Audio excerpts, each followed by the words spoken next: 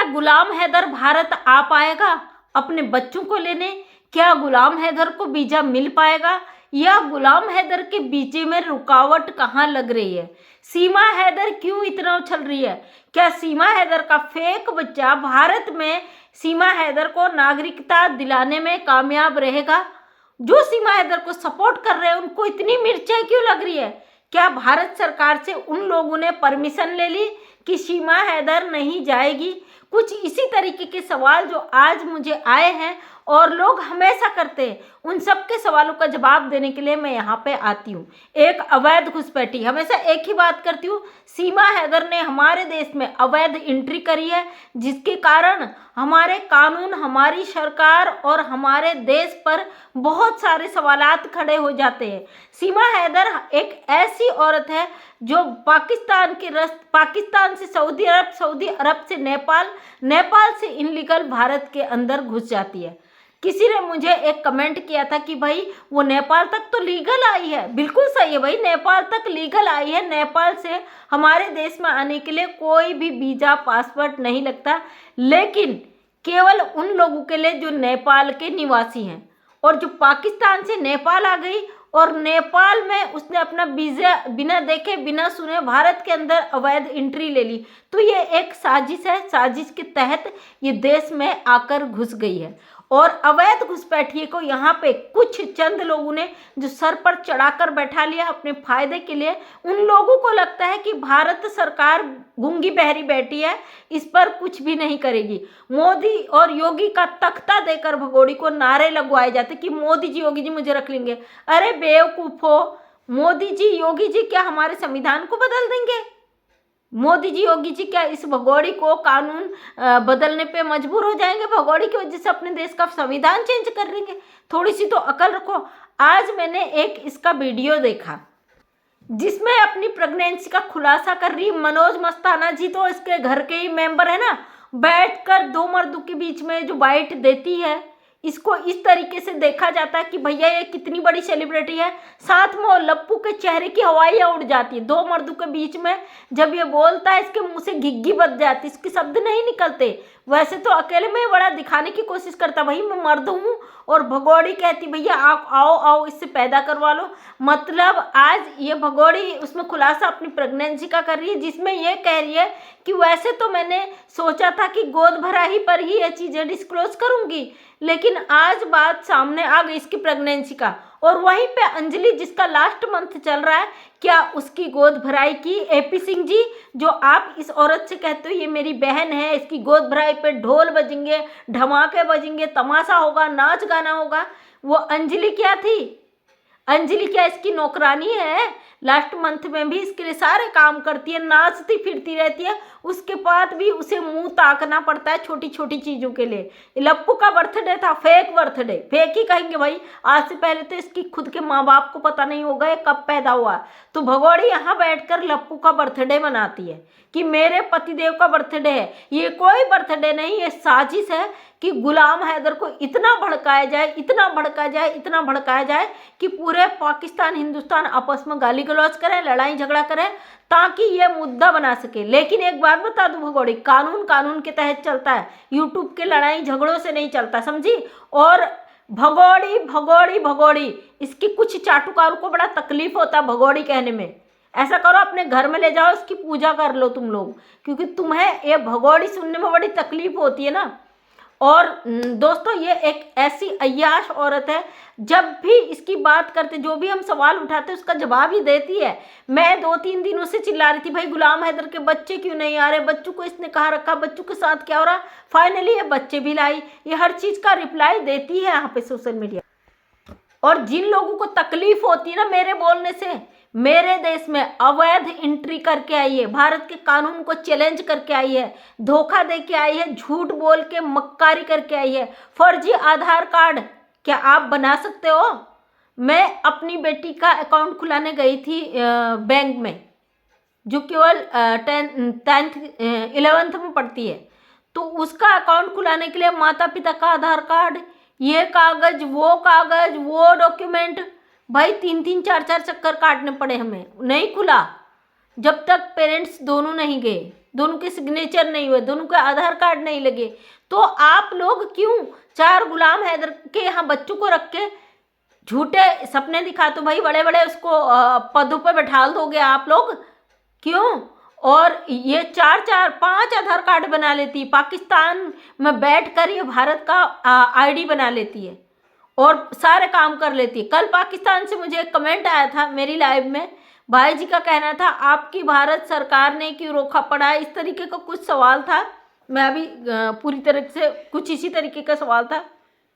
भाई हमारी सरकार ने इसे नहीं रोका है ना, हमारी सरकार ने इसे बुलाया है, ये आ गई है ना, तो इसके जाने में बड़े, जब तक क्लियर नहीं हो गए नहीं जाएगी। अगर ये बॉर्डर पे पकड़ी जाती तो ये वहीं पे इसका तिया पांचा होकर रिपोर्ट हो जाती, लेकिन ये अंदर एंट्री कर गई, 50 दिनों तक छुप कर रही, तो इतनी आसानी से जो कानूनी दावपेच में फंस जाता ना, इतनी आसानी से नहीं छूटता है। और भगोड़ी अपने दरवाजे से बाहर नहीं जा सकती, रघुपुरा की गलियों से बाहर नहीं जा सकती। किसी ने मुझे कहा था इसकी गलियों में घूमता है, वीडियो वायरल हुआ है। कुछ एरियाज होते हैं रघुपुरा के, जो एरिया है हो सकता है 1-2 गली ये जा सकती है, उससे ज़्यादा नहीं जा सकती है। और वैसे भी अपने दरवाजे से जब कंडे लेने जा रही थी तो अब इसे बताना पड़ता है कि भैया अंजलि भाभी मैं वहाँ से वहाँ तक नहीं जा सकती हूँ, कहाँ जाना है, कहाँ जाना है। अब ये चोरी छिपे जाएगी तो फंसेगी ना। जब भी हम इसको ऐसा बोलते हैं दूसरे दिन ही वीडियो में दिखा देती है कि कितनी दूर है भाई, मुझे वहाँ नहीं जाना बाहर। तो आप समझ सकते हो भगोड़ी पाबंदी में है, यह घर के अंदर ही अश्लीलता करती, केवल सोशल मीडिया पर ही यूट्यूब के माध्यम से ये गलत चीज़ें करती है। और इसको सेलिब्रिटी बनाने वाले आप और हम लोग ही हैं। हमारी तो मजबूरी है भाई, इसके बारे में बात करते, इसकी धुलाई करते, इसका सच को सामने लाते हैं, तो हमारे मजबूरी हो जाती कि इसकी वीडियोज़ हम देखें। लेकिन जो हमारे देश की इतनी जनसंख्या देखती है, जनता देखती है ना, ये भगोड़ी उसके दम पर नाचती है। और 4 दिन नाचना बंद कर दे, लप्पू से लात मार के फेंक देगा।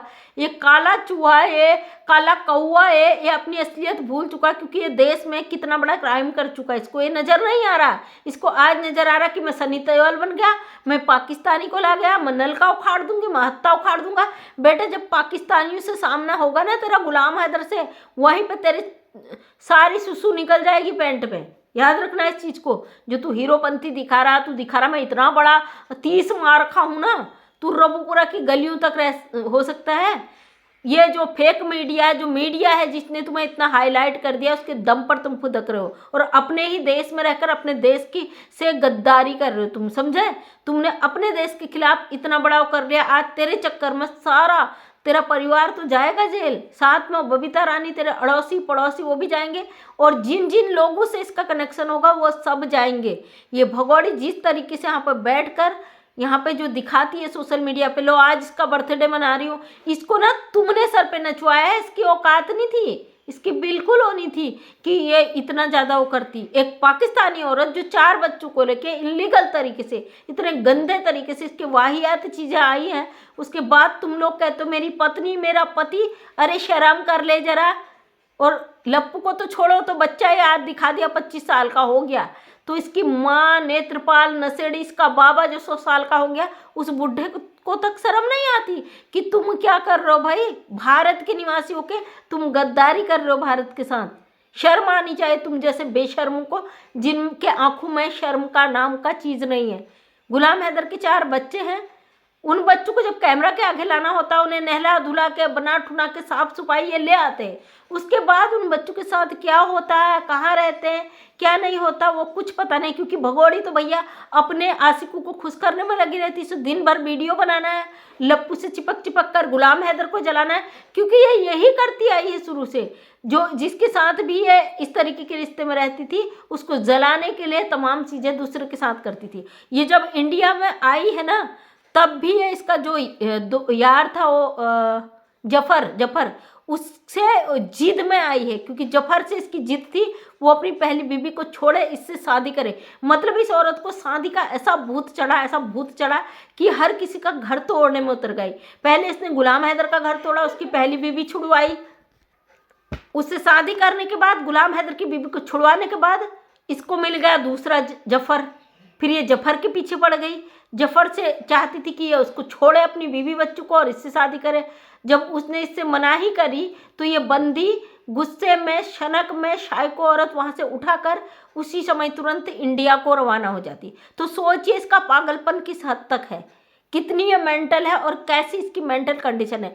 ऐसी औरत के साथ 4 बच्चे और 5वां ये जो ढोंग करती है, रियल मुझे नहीं पता, लेकिन मेरे देश की इतनी बहनें कहती है तो झूठ तो कोई नहीं कहेगा, क्योंकि औरतें हैं, औरतों की नज़र ना ऐसे मामले में बड़ी तेज़ होती है। वो कहते हैं ये फेक है, इसकी प्रेगनेंसी फेक है, ये नहीं बन सकती माँ, तो ये रियलिटी ही होगी, मैं इसको कंफर्म नहीं करती हूँ। और इसके जो हाव भाव चाल चलन है उससे कोई भी अंदाज़ा लगा सकता है प्रेग्नेंट नहीं है।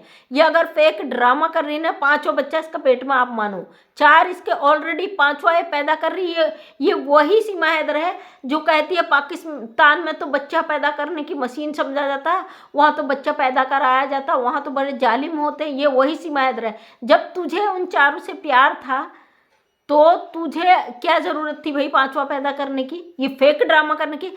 तू इतनी सेल्फिश है, अपने बचाव के लिए तू किसी का भी इस्तेमाल कर सकती सीमा हैदर। याद रख, हमारे कानून के शिकंजे में है, दायरे में है। जिस दिन लठ चल गए ना, बच नहीं पाएगी, और बहुत जल्दी तेरे पे लठ चलने वाले हैं। याद रखना इस चीज़ का कि कानून का डंडा बच गया, तू नहीं बच पाएगी। और तुझसे जुड़े जितने लोग हैं सबको जाना है जेल, जिन्होंने खिलवाड़ बना के रखा है ना, जो तुम यहाँ पे कर रहे हो, सब एक एक को पता चल जाएगा कि कानून के खिलाफ जाना क्या होता है।